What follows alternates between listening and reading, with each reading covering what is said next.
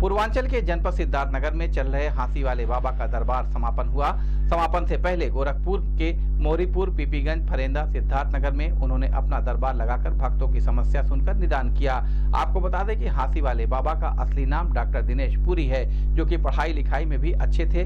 Chemistry से PhD किया है। वो भारत सरकार के कस्टम विभाग में एक अधिकारी के पद पर कार्यरत थे, लेकिन मन हमेशा अध्यात्म की तरफ लगा रहता था। जिसके बाद उन्होंने नौकरी छोड़कर लोगों की सेवा करने की सोची और अध्यात्म की तरफ चले आए।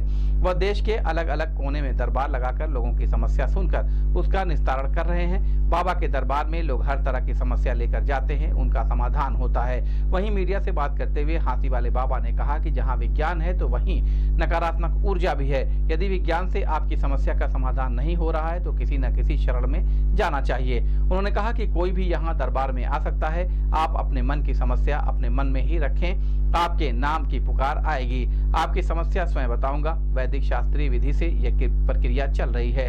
दरबार में न किसी तरह का फीस न टोकन लगता है। हर महीने बालाजी धाम हांसी में दरबार लगता है। वहां पर रहने खाने पीने की निःशुल्क व्यवस्था है। कोई भी भक्त वहां पर आकर अपने कष्ट का निदान करवा सकता है।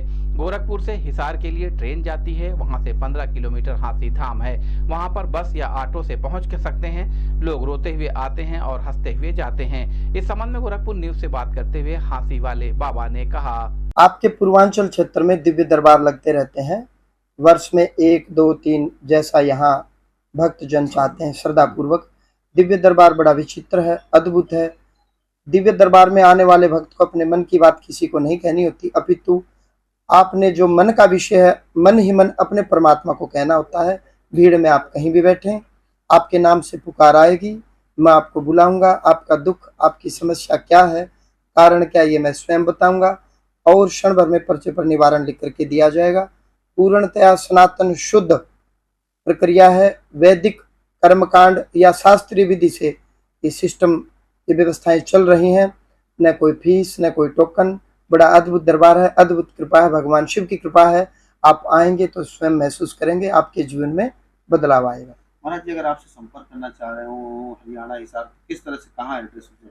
हर महीने शुक्ल पक्ष चांदनी, एकादशी, द्वादशी, त्रयोदशी, चतुर्दशी और पूर्णिमा दिव्य दरबार लगता है। SHRW Shri BALAJI Balaji, DHAM धाम, HANSI Hansi, Shri Balaji Dham Hansi. Facebook, YouTube, Google आप सर्च करेंगे तो धाम की पूरी जानकारी आपको मिलेगी। 90-340 55 050, 90-340 45 050 ये धाम कार्यालय के फोन नंबर है सूचना के लिए।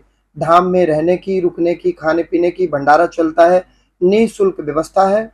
जो भी भक्त देख रहे हैं, किसी भी प्रकार की समस्या है, कष्ट है, संकट है, रोग है, तब श्री बालाजी धाम हांसी में आए, पधारें। गोरखपुर से गोरख धाम चलती है और सीधा हिसार रुकती है। हिसार से जिला हिसार, हिसार से 15 या 20 किलोमीटर दूर हांसी धाम है। वहां से आप बस से, ऑटो से धाम में पहुंच सकते हैं। तो दर्शकों को वहां आना चाहिए। महाराज जी, हमने देखा कई महिलाएं ऐसे हैं जिनको पुत्र नहीं हो रहे थे, दरबार में जाने के बाद उनको पुत्र हुए हैं।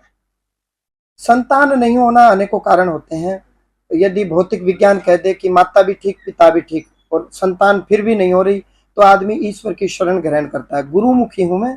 गुरु परंपरा से कुछ पाठ ऐसे हैं। एक पाठ षष्ठी देवी का, छठ माता। छठ माता का पाठ है, काक वंद्या च या नारी मृत वसा च या भवेत।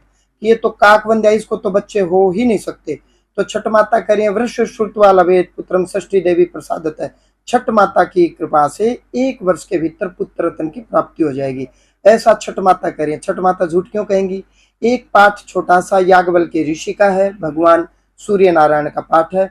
एक सांब ऋषि ने पाठ लिखा है। छोटे छोटे 1-1, 2-2 मिनट के पाठ हैं, वो मैं माता पिता को प्रदान करता हूँ, जिनके करने से आप श्री बालाजी धाम हांसी यूट्यूब पर या इंस्टाग्राम पर हांसी वाले बाबा जी आप जाएंगे, देखेंगे 20 साल बाद, 15 साल बाद, 18 साल बाद जिनको संतान की प्राप्ति हुई है, पुत्र रत्न की प्राप्ति हुई है।